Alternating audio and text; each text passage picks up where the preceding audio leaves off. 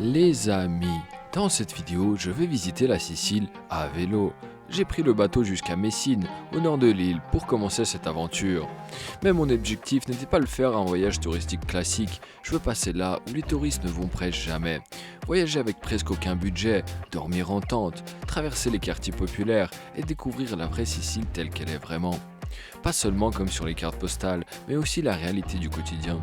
Parce que la Sicile, c'est une île fascinante, pleine d'histoire, de culture et de contrastes.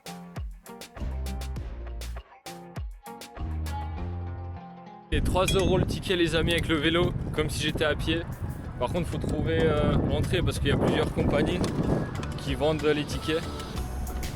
Et du coup on m'a dirigé dans un autre spot.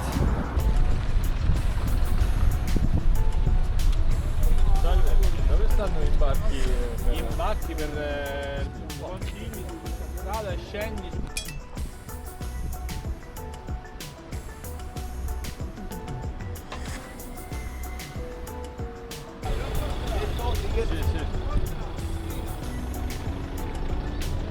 Posso fare senza la fila? Vai. Grazie. Avec c'est pratique le vélo, regarde la queue que j'ai mise là.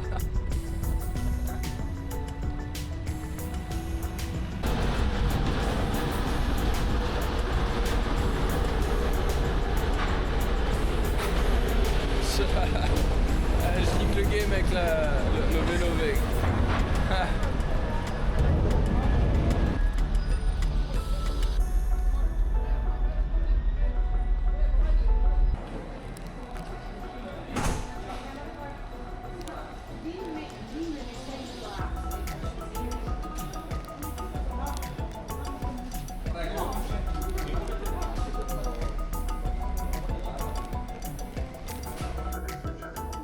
Incroyable mec, ça a été super vite.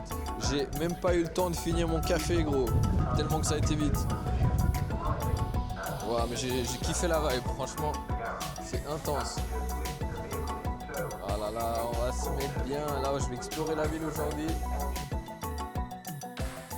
En arrivant ici, la première chose qui m'a frappé, c'est la beauté de l'île. L'architecture est incroyable.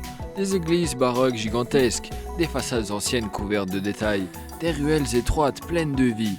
Les marchés sont remplis de produits locaux, les cafés débordent de monde. Et les Siciliens sont parmi les gens les plus chaleureux d'Italie. Mais quand on traverse l'île à vélo, on voit aussi ce que les touristes voient moins.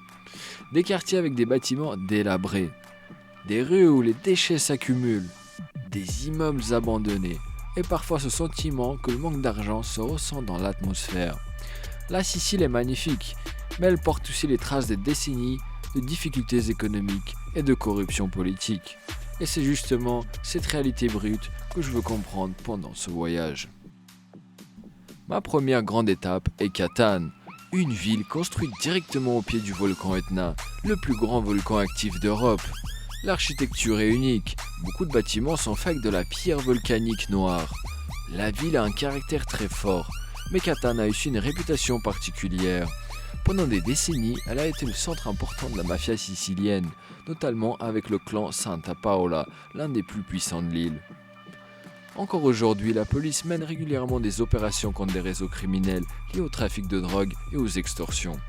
Mais malgré ça, Catane reste une ville incroyablement vivante. Je me promène dans le centre historique, je découvre les grandes places, le célèbre marché aux poissons, l'un des plus animés d'Italie. Ici, tout est intense, les vendeurs crient, les scooters passent partout, les odeurs de poissons, d'épices et de café remplissent d'air. C'est chaotique, mais c'est aussi ça l'âme de la Sicile. Voyager comme ça à vélo, avec peu d'argent, c'est surtout de la débrouille. Faut trouver un endroit pour dormir, chercher une prise pour recharger les batteries, faire ses courses au supermarché le moins cher. Mais c'est aussi ça, la meilleure manière de voir la vraie vie locale. Parce qu'en vélo, tu passes partout. Les petites ruelles, les quartiers populaires, les routes oubliées. Et parfois tu découvres des endroits incroyables. Je continue ma route jusqu'à Palerme, la capitale de la Sicile. Une ville immense, remplie d'histoire. Palerme a été influencée par des cultures arabes, normandes et italiennes. Résultat, une architecture totalement unique. Des palais anciens, des cathédrales gigantesques et des marchés populaires parmi les plus célèbres d'Europe. Mais Palerme est aussi une ville pleine de contrastes. Certains quartiers sont magnifiques, d'autres semblent figés dans le temps. Ce soir-là, j'avais réservé un Airbnb pour récupérer un peu. Après plusieurs nuits en tente, dormir dans un lit semblait un luxe. Mais en arrivant, grosse surprise. L'appartement était dans un état catastrophique. J'ai jamais loué un appartement pire que ça. 30 € Palermo, regardez-moi ça. Le lit il est même pas fait. Il y a des claquettes, je sais pas qui c'est. Le sol il est dégueulasse. Ils n'ont pas nettoyé depuis je sais pas combien de temps. Au moins j'ai pu mettre mon vélo. Au moins ils m'ont rien fauché. Là c'est la cuisine. Dis-moi la porcherie. Et je t'explique pas l'état des chiottes mec. Mec, c'est vraiment...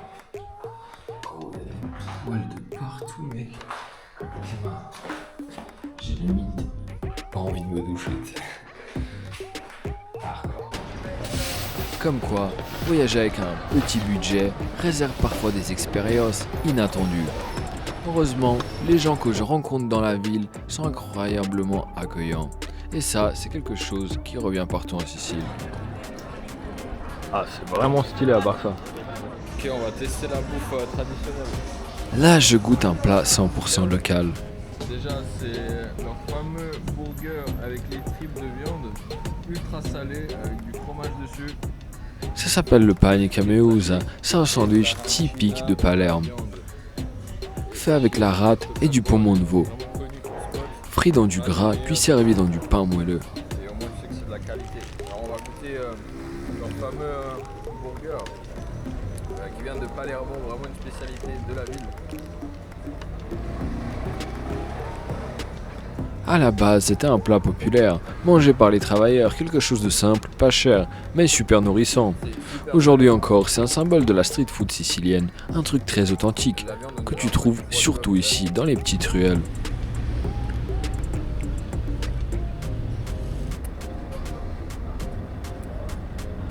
C'est vraiment super salé, je pense. Ça se mange avec une bière ou un truc à boire, tu vois, comme un snack. Bon, y a pas plus touristique qu'ici, quoi.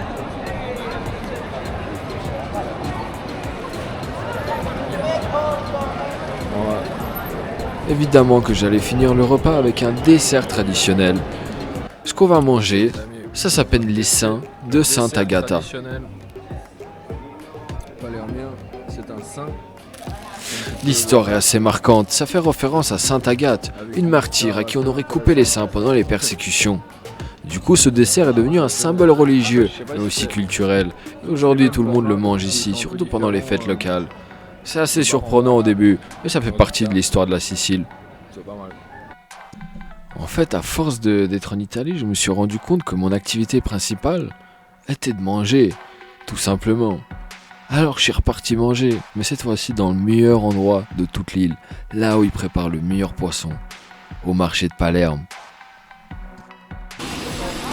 Incroyable.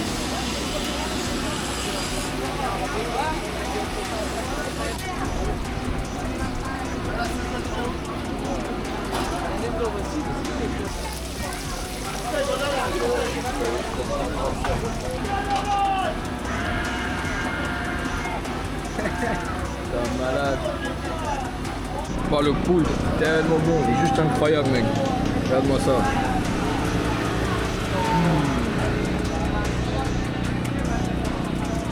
Ça, c'est de la vraie bouffe. Vraiment. En quittant Palerme pour descendre vers Syracuse, je découvre un autre visage de l'île, des gigantesques installations pétrolières, des raffineries, des zones industrielles entières. L'odeur des produits chimiques est parfois très forte, un contraste brutal avec l'image touristique de la Sicile, mais c'est aussi une partie importante de l'économie locale. Bon bah les amis, on arrive à Siracusa. Regarde-moi les rochers.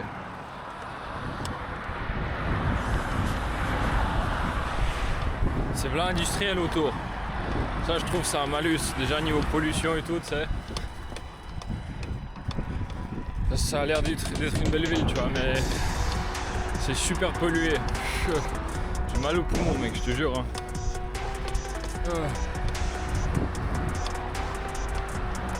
Puis j'arrive à Syracuse et l'ambiance change complètement. Le centre historique est absolument magnifique. Des ruelles en pierre blanche, la mer turquoise tout autour, des restaurants élégants, des hôtels de charme. Ici, on sent que la ville vise une clientèle plus chic. Les prix sont plus élevés, mais l'atmosphère est incroyable. C'est probablement l'une des plus belles villes de Sicile. Voyager comme ça, à vélo, avec presque rien, ce n'est pas toujours confortable, mais c'est une liberté incroyable. Dormir face à la mer, rouler au coucher de soleil, découvrir des endroits que presque personne ne voit, et surtout prendre le temps de comprendre comment les gens vivent vraiment ici. La Sicile est une île pleine de contradictions, magnifique, parfois chaotique, parfois dure, mais toujours intensement vivante. Et quand on la traverse à vélo, chaque kilomètre devient une histoire.